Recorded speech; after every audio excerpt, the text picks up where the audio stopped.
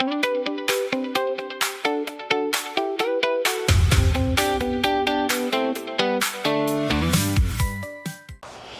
velkommen til en ny video. Husk lige at smide subscribe. Hold da nu op. Det er værre end jeg troede.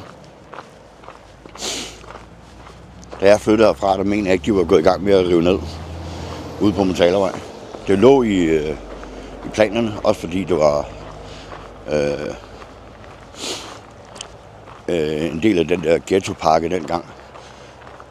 Nu er de ved at bygge nogle rækkehus derude med første sal på. De ser faktisk rigtig flotte ud.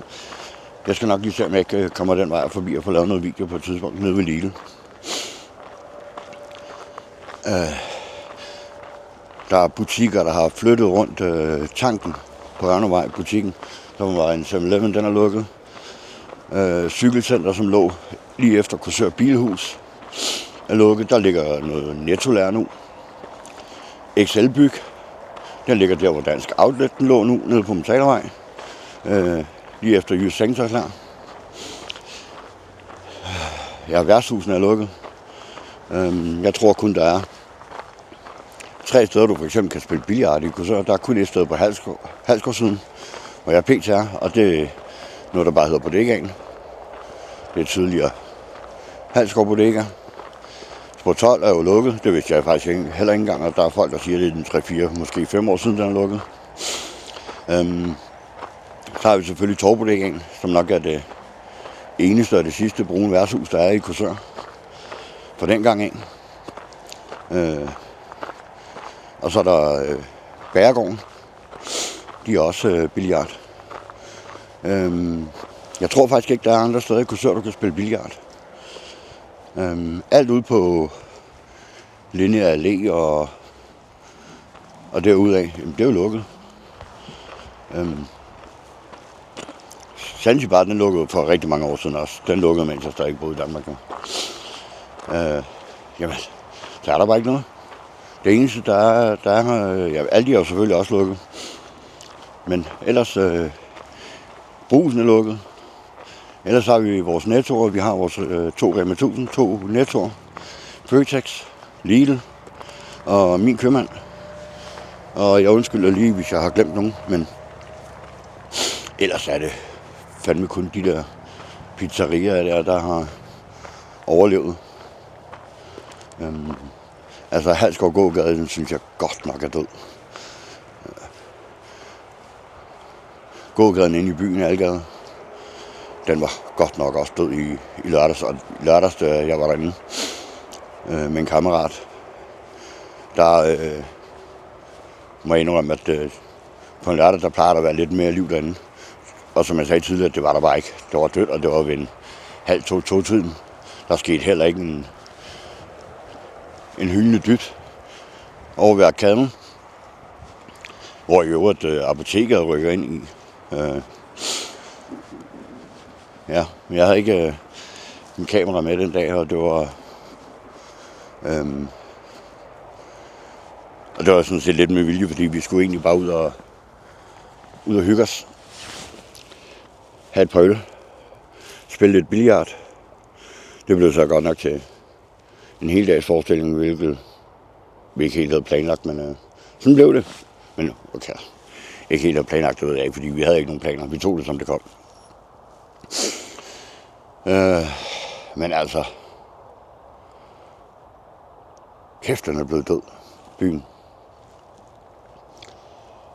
Men det var på grund af mine venner, mit netværk. Jeg har 2 kusiner, som jeg også mødte i lørdags, der bor her i byen. Det er nok også derfor, jeg valgte at så tage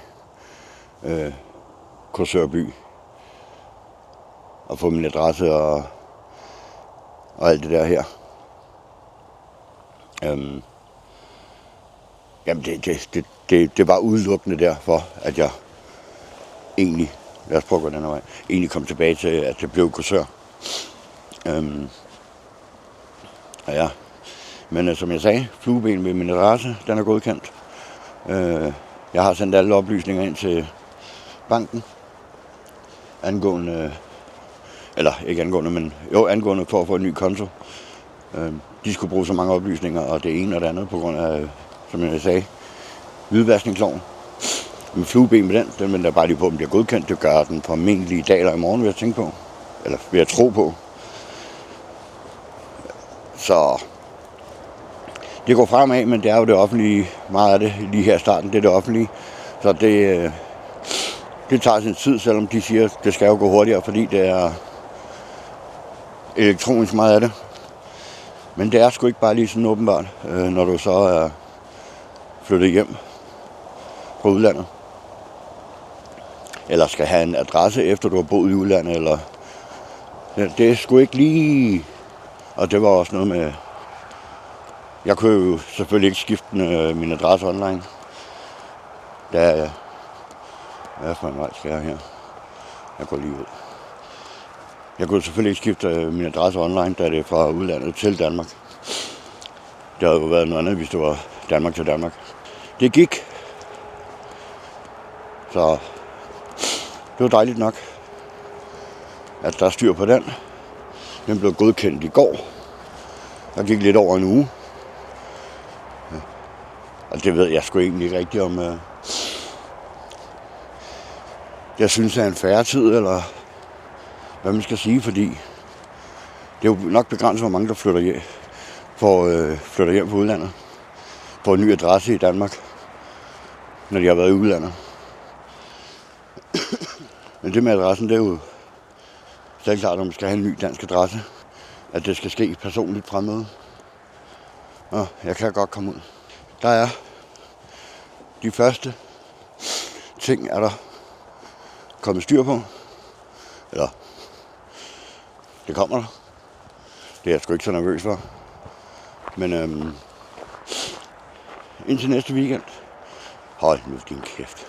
Indtil næste video, som er på lørdag kl. 12. Så må I passe på hinanden derude, ikke? Husk, like, share, subscribe.